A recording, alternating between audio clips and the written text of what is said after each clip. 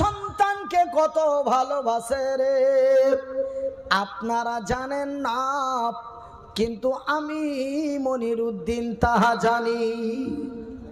বলবেন মনিরউদ্দিন ভাই, আপনি কোরআন নবীর হাদিস পড়েছেন তার জন্য নাকি জানেন? আমরা কেন জানি না? একজন মা তার সন্তানকে কত ভালোবাসে আপনারা জানেন না, আমি তা জানি রে ভাই গো। মা তার সন্তানকে কত ভালোবাসে। ভাইজি, আপনি আল্লাহর জমিনে এসেছিলেন, আপনি মায়ের গর্ভে থেকে আসার পরে মা আপনারে কত আদর করে যত্ন করে বুকে জড়িয়ে আপনাকে স্তন পান করিয়েছিল ভাই গো। শুধু তাই নয়, আপনি একদিন 2 দিন 1 মাস 2 মাস 6 মাস করে 8 মাস যখন হয়েছিল, আপনি আল্লাহর জমিনে টুকটুক করে বসে বসে আমার আল্লাহর দুনিয়া দেখেছেন। কিন্তু ভাই গো, আমি মনিরউদ্দিন আল্লাহর জমিনে এসে আমি 1 2 করে 4 বছর বসতে পারি নাই। 4 বছর শুয়ে আল্লাহর দুনিয়া দেখেছি। আপনারা 2 বছরে বসতে পেরেছে, হাঁটতে আল্লাহর জমিনে চলতে পেরেছেন। 2 বছরে আপনারা আল্লাহর জমিনে চলতে পেরেছেন, কিন্তু আমি মনিরউদ্দিন 8 বছর ধরে আল্লাহর জমিনে চলতে পারি নাই।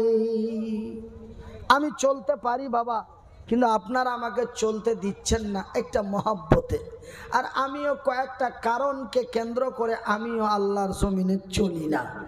এক তো আপনারা চলতে দেন না, আর আমি চলি না। এখন ধরেন এখানে বালি কাদা কাঁচ খাম্বা মানুষজন ভিড় গ্যাঞ্জাম, এবার আমি হেঁটে আসবো, আমার চপ্পল জুতা দেওয়ার মতো সিস্টেম ক্ষমতা নাই। এবার এত দূর থেকে এত দূর, আপনি ওই বাড়িটা থেকে এখানে 1 মিনিটে পৌঁছাবেন, আমাকে হয়তো 5 মিনিট লাগবে। অনেক অনেক রকম কেন্দ্র করে আপনারা আমাকে হাঁটতে দেন না বা আমি হাঁটি না, আপনারা চলতে দেন না বা আমি চলি না, কিন্তু আমি চলতে পারি বাবা, জোরে বলি আলহামদুলিল্লাহ। তবে আপনারা আল্লাহর জমিনে চলতে পেরেছেন 2 বছরে, আমি আল্লাহর জমিনে চলতে পেরেছি 8 বছরে, জোরে বলুন সুবহানাল্লাহ। ভাইজান বন্ধুরে, মা তার সন্তানকে কত ভালোবাসে। আপনারা যখন মায়ের পেট থেকে এসেছিলেন, কি টকটকে ঝকঝকে টলটলে, হাতগুলি এমন এমন করে লড়িয়েছিলেন, পাগুলি এমন এমন করে লড়িয়েছিলেন। মা আপনারে কত দেখে কত খুশি হয়েছিল, কিন্তু আমার মা আমাকে দেখেও খুশি হয়েছিল, বেজার হয় নাই। ভাই গো, আমার বড় শাশি এই কথাগুলি আপনারা আমাকে বারবার করে বলতে বলেন, কে জানি শুনলে কেমন মনে হয়। তবে আমি এই কথাগুলি আরো একটু মনের আবেগ দিয়ে বলি, যেন আল্লাহর জমিনে আমার মাগুলি কষ্ট না পায়। ভাইজান, আমার বড় শাশি আমাকে বলছিল, মনির রে, তুই মানুষ না কোনো জন্তু, বুঝতে পারা যাচ্ছিল না। নারী ভুড়ির সঙ্গে তুই এতটুকুন হয়েছিলি, শুধু তোর চোখ দুটি দেখে বোঝা যাচ্ছিল এটা মানুষ, আর না হলে মনে হচ্ছিল এটা একটা গোস্তের টুকরো। মা কত দয়ার জিনিস, মা কত মায়ার জিনিস। এমন একটি গোস্তর টুকরোর মতো সন্তান থাকে, মা যদি ইচ্ছে করতো, মা যদি মনে চাইতো, এমন ছেলে লালন পালন করে লাভটা কি হবে? এই বলে মা আমার নাড়ি ভুড়ির সঙ্গে ভাঙা হাড়িতে করে পানির মধ্যে ফেলে দিতে পারত, কথা ঠিক কিনা বলেন বাবা? কিন্তু না রে না, আমার জনম দুঃখী দয়াপতি দরদিনী মা আমারে ফেলে দেয় নাই, ওই ছেঁড়া টানা দিয়ে ওই ছেঁড়া কাপড় দিয়ে মা সুন্দর করে গা গতরখানা মুছিয়ে মা আমারে টুপলাতে করে বুকের মধ্যে দিয়ে মানুষ কত লালন পালন করে গালে বুকে ঠোঁটে চুমু দিয়ে মা আমারে ভালোবেসে আগিলে মানুষের দ্বারে দ্বারে ভিক্ষা করে সাহায্যর সহযোগিতা করে মা 1-2 করে 14-15 বছর ধরে আল্লাহর নবীর মাদ্রাসায় লেখাপড়া করালেন। আল্লাহর দরবারে দোয়া দিয়ে বলেন, আল্লাহ আমার মুনিরের নিরাপত্তা করিও, আল্লাহ আমার মুনিরকে যেন কেউ কষ্ট না দেয়, আল্লাহ আমার মনির উদ্দিন যেন কোনো কষ্ট না পায়, আল্লাহ আমার মনির উদ্দিনকে তুমি দুধে ভাতে খাওয়াইও। এই বলে মা কত আদর যত্ন করে মানুষ করেছিল রে। মা এতটুকুন বাচ্চা, এতটুকুন খোকারে মা এতটুকুন কচি কেউ বেখেয়াল করে ফেলে দেয় নাই। মা কি জনমের মতো আমারে লালন পালন করে এমন মানুষের কাছে ভিক্ষা চেয়েছে। ভাই গো, আমার জীবনের ইতিহাস মা আমার জন্য মানুষের কাছে কিছু সাহায্যের হাত বাড়িয়েছে।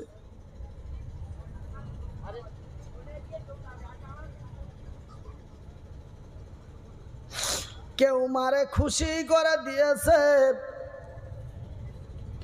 কেউ মাকে খুশি করে দিয়েছে, আবার কেউ মাকে উল্টো পাল্টো কথা বলেছে। মা বুকে ব্যথা নিয়ে, মা চোখে পানি নিয়ে ফিরে এসেছে। মনির উদ্দিন তোর জন্য মানুষ না জানি কত কথা বলে। মানুষ বলে তোর ছেলে লেখাপড়া করে না, তোর ছেলের নাম দিয়ে নিয়ে যে তোরা খাস। মনির উদ্দিনের কলিজা ফেটে যায়, বুকটি যেন চিরে যায়। আমার আল্লাহ কি তোর কল্যাণ করবে না? আমি বলি মা, আমার আল্লাহ সত্য, আমার আল্লাহর কোরআন সত্য, আমার আল্লাহ সত্য, আমার আল্লাহর কোরআন সত্য, আমার নবী সত্য, আমার নবীর হাদিস সত্য। নবীর হাদিসের মধ্যে পাওয়া যায়, হাদিসটির নাম হলো সহিহ আল বুখারী। বুখারী শরীফের মধ্যে লেখা আছে, আমার দয়ার হাবিব বলেছেন, মা যদি সন্তান সন্ততির জন্য দোয়া করে আমার আল্লাহ মায়ের হাতটা খালি ফিরায় না।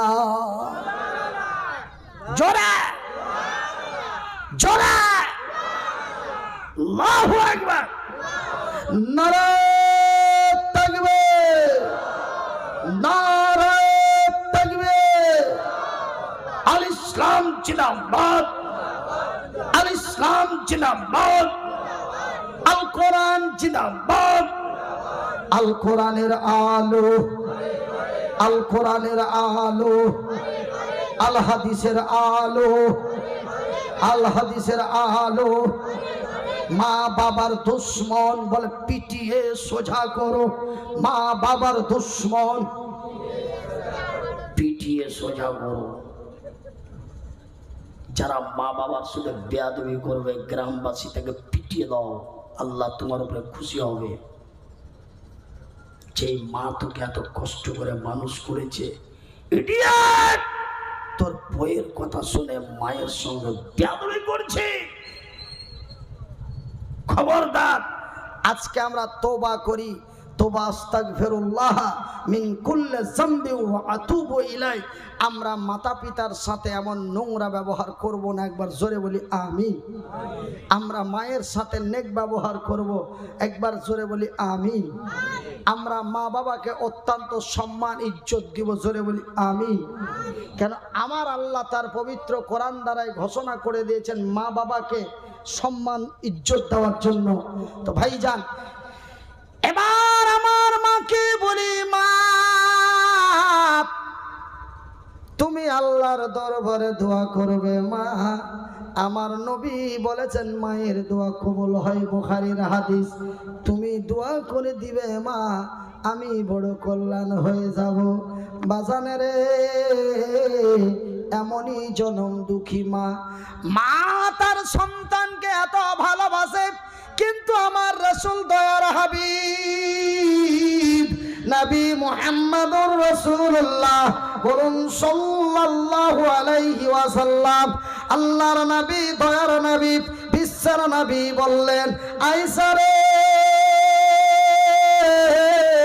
সেই দিনটি এমন খাতারনাকময় ভয়াবহ দিন হবে, সেই দিন মায়ের কোল থেকে সন্তান ছুটে পড়ে যাবে, মায়ের কোল থেকে বাচ্চা ছুটে পড়ে যাবে, মা কিঞ্চিত পরিমাণ বুঝতে পারবে না আমার কোলের মানিক কোথায়। কি ভয়াবহ দিন আমাদের কাছে আসছে বাবা, সেই দিনটির নাম হলো কিয়ামত। ভাই গো, আকাশ নেই, পাহাড় নেই, চন্দ্র নেই, সূর্য নেই, নক্ষত্র নেই, গ্যালাক্সি নেই, উপগ্রহ নেই, মঙ্গল গ্রহ নেই, মহাশূন্য নেই, এক এক করে আমার আল্লাহ সমস্ত কিছু ভেঙে চুরমার করে মাটিতে গুটিয়ে নিরাকার করে দেবে। একটা পিপিলিকা পর্যন্ত আমার আল্লাহ তার জমিনের উপরে রাখবে নাই, সব শেষ। আমার আল্লাহ এমনকি তার বড় বড় বড় বড় বড় বড় বড় বড় বড় শক্তিশালী ফারিস্তা জিনগুলিকে আমার আল্লাহ শেষ করে দেবে। যে আজরাইল পৃথিবীকে মেরে দেবে, আমার আল্লাহ সেই আজরাইলকেও রাখবে না, আজরাইলকেও মেরে দেবে। নিরাকার আল্লাহ এক, জোরে বলুন আজকে তা প্রমাণ হয়ে গেল। আমার নবী বলেন বিসমিল্লাহ, আমার আল্লাহ রাব্বুল আলামিন বলেন বিসমিল্লাহির রহমানির রহিম। আপনারা আমার সাথে পড়ার চেষ্টা করুন, কুল্লুহু ওয়াল্লাহু আহাদ আল্লাহুস সামাদ লাম ইয়ালিদ ওয়া লাম ইউলাদ ওয়া লাম ইয়াকুল লাহু কুফুয়ান আহাদ। ওগো নবী বলে দাও, কাকে বলবো, কাকে বলবো? আমার আল্লাহ বলেন সমস্ত মানুষকে বলে দাও, পৃথিবীর মানুষকে বলে দাও, তিনি এক, তিনি একক, তিনি একা, তার মুখ ফিকি আর কোনো উপাস্য নাই। আজকে আমার আল্লাহ একা, আর কেউ নাই, আর কেউ নাই, আর কেউ নাই, শেষ, সব শেষ। এবার আমার আল্লাহ তার ক্ষমতা দাপট দেখিয়ে বলবে, এই দুনিয়া আইনা সাজারফি, পৃথিবী জবাব দে, তোর উপরে যেই সাজানো গাছগুলি ছিল সেই গাছগুলি কোথায়? ক্ষমতা কার? ক্ষমতা কার? তোরা যে ভেবেছিলি বট গাছের বড় ক্ষমতা, তোরা বট গাছের চতুর্দিকে সিঁড়ি বেঁধে লাল কাপড় লটকে বট গাছের যে বলছি কিছু দে। আজকে গাছগুলি কোথায়? ক্ষমতা কার? এই মুসলমানের বাচ্চারা, আমি অমুসলিমদের বলতে চাই না, এই মুসলমানের বাচ্চারাও বট গাছের কাছে যায় আর বট গাছের নিচে বসে বট গাছকে প্রাধান্য দেয়। আমি কি বেশি বলে দিলাম বাবা? আমার নিজের চোখে দেখা কোচবিহার ডিস্ট্রিক্ট বলে নাম আছে, সেই কোচবিহার ডিস্ট্রিক্টের আপনার মাথা ভাঙা সিতাই শীতলকুচি থানার মধ্যে এক জায়গায় 5টা বট গাছ আছে, ওরা ওখানটাকে 5 পীর বলে সম্মান শ্রদ্ধা জানাচ্ছে। আমি গেলাম ওই এলাকায় ওয়াজ করতে। আমি ভাবলাম যে 5 জন আল্লাহর ওলি এখানে শুয়ে আছে, যেই যাই একটু মাজার দর্শন করে আসি। এই মামুরা বলছে, হুজুর এখানে কোনো আল্লাহর ওলি শুয়ে নাই। তবে 5 পীর কেন বলিস? বলে যে কি আমার 14 পুরুষ আমার বাবা দাদুদের আমলে এই এক জায়গাতেই, মানে এই যে প্যান্ডেলটা আছে এতটুকুন জায়গার মধ্যে 5টা বট গাছ। তখনকার মানুষ একটু বেশি বুঝত, তো ওনারা ভাবলেন যে কি নিশ্চয় এখানে কোনো আল্লাহর ওলি বা এখানে কোনো আল্লাহর মুসলেহাত আছে, আর না হলে এক জায়গাতে 5টা বট গাছ কেন বের হবে। এই জন্য আমরা এই জায়গাটাকে প্রাধান্য দিয়ে এখানে আমরা সিজদা জ্ঞাপন করি। আমাদের কিছু চাওয়া পাওয়া মনের কথা এসে 5 বট গাছকে বলি। আমি বলি তোদের উপরে আল্লাহ লানত পড়ুক।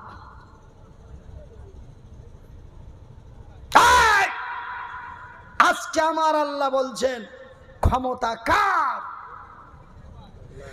এই দুনিয়া আইনা সাজার ফি, হে পৃথিবী জবাব দে।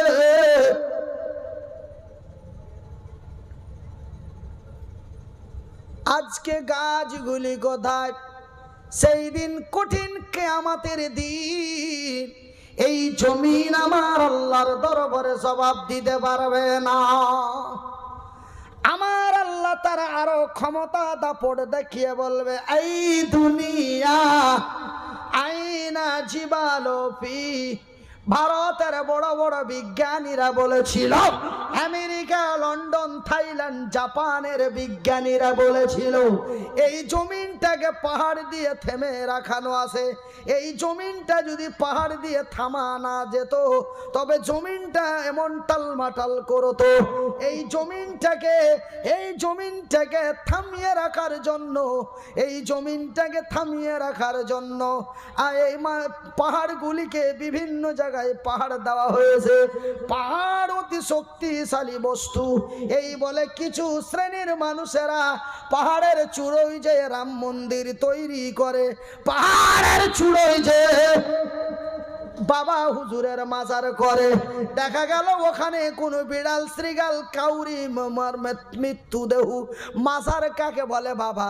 যেখানে মৃত্যুদেহ দাফন করা হয় সেই কবরটাকে মাজার বলা হয়। ভাই গো, ওই পাথরের মধ্যে কোন আল্লাহর ওলিকে মাটি দিল যে ওখানে এক মাজার তৈরি করে সিজদা মারা হয়? এগুলো সব ধান্দা। এগুলো কি বাবা?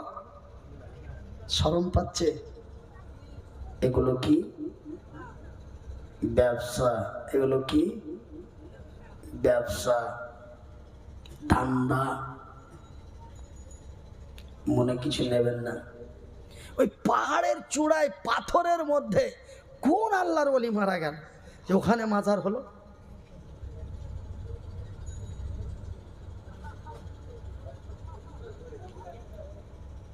আমি সেই সব কথাগুলি আপনাদের বলতে চাই না বাবা। আমার আল্লাহ বলেন, এই দুনিয়া আইনা জিবালো ফি। আমি একটু কুলের কথা খুলে বলি বাবা, ওই জন্য আমার দাওয়াত কেউ নিতে চাই না, আর আমি দাওয়াতও তেমন পাই না। তবে 4 বছর আগে কিন্তু নাম্বার লাগে না বাবা, আপনাদেরই দোয়া। এই কুলের কথা খুলে বলার জন্য।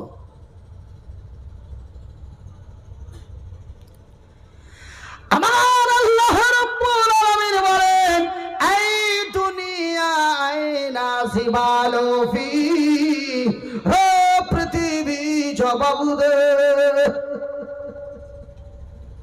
তোর উপরে যেই বড় বড় পাহাড়গুলি ছিল, হিমালয় পাহাড় ছিল, নূর পাহাড় ছিল, তুর পাহাড় ছিল, ওই উত্তরবঙ্গের জলপাইগুড়ি দার্জিলিং ডিস্ট্রিক্টের সেবক পাহাড় ছিল। আজকে সেই বড় বড় পাহাড়গুলি কোথায়? তোরা তো ভেবেছিলি পাহাড়ের বড় ক্ষমতা আছে, কিন্তু আজকে পাহাড়গুলি কোথায় রে? এই পৃথিবীর ক্ষমতা কার? আল্লাহর। ভাইজান, আমার আল্লাহ অতি রাগে রাগান্বিত হয়ে তার শক্তি ক্ষমতা দেখিয়ে বলবে, এই দুনিয়া আইনা আসগার ফি, রে পৃথিবী জবাব দে, রে পৃথিবী জবাব দে, তোর উপরে যে স্বৈরাচারগুলি ছিল, যারা নিজেকে বড় ডন মনে করতো, যারা নিজেকে বড় ভিলেন মনে করতো, যারা নিজেকে বড় দাদা মনে করতো, কেউ বলতো আমি বাঙালি টাইগার, কেউ বলতো আমি আমেরিকান ডন, বলতো না? আজকে তারা কোথায়? যারা মায়ের বুক খালি করে দেয়, যারা স্ত্রীদের বিধবা বানিয়ে দেয়, যারা কচি কচি ছেলেগুলিকে ইয়াতীম বানিয়ে দেয়, আজকে তারা কোথায় গো? আজকে তারা কোথায় রে?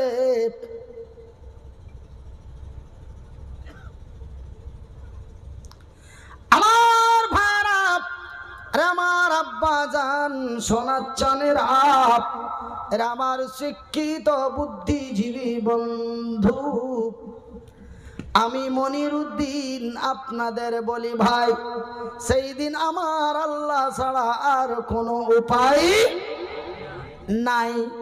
ভাই গো, আমার আব্বা জানেরা, এইবার আমার আল্লাহ এই প্রশ্নগুলি পৃথিবীকে করা হবে, পৃথিবী লাজবাব হয়ে যাবে, পৃথিবী প্রশ্নের কোনো উত্তর দিতে পারবে না।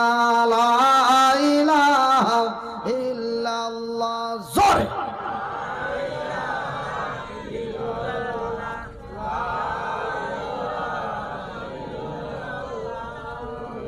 এ মোহাব্বত দিয়ে লা, একটু আস্তে করে লা ইলাহা,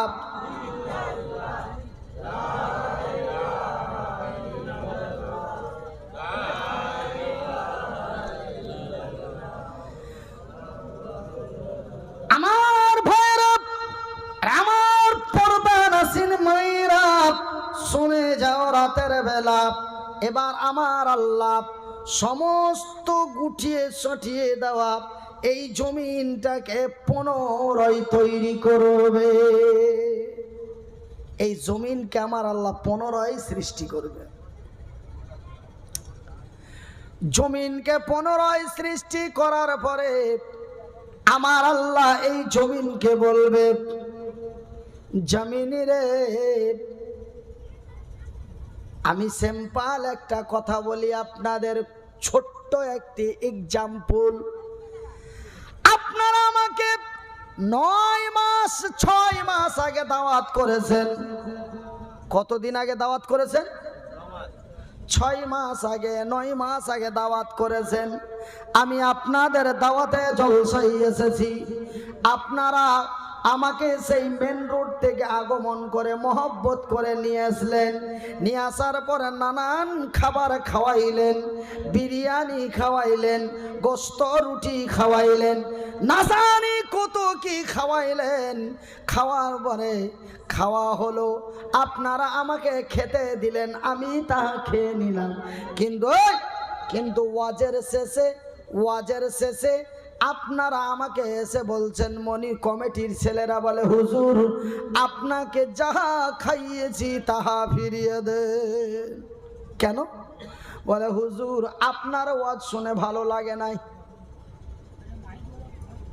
আপনার ওয়াজ শুনে ভালো লাগেনি, আপনারে যা খাওয়াইছি আপনি তা ফিরিয়ে দেন। আমি পারবো বাবা? ফিরানো যাবে? জোরে বলুন। আমি বলবো রে আমার বন্ধু বর্গের, লক্ষ কোটি টাকা জরিমানা দিতে পারি রে, নিজের জীবনটা শহীদ করে দিতে পারি রে, কিন্তু যাহা খেয়ে নিয়েছি তাহা ফিরিয়ে দিতে পারবো না। কেন? তোমরা তো আমারে জমা রাখতে দাও নাই, তোমরা তো আমারে খেতে দিয়েছো, আমি তাহা খেয়ে নিয়েছি। আমার আল্লাহ এই জমিনকে বলবে, ওরে জমিন, তোর পেটের ভিতরে যা কিছু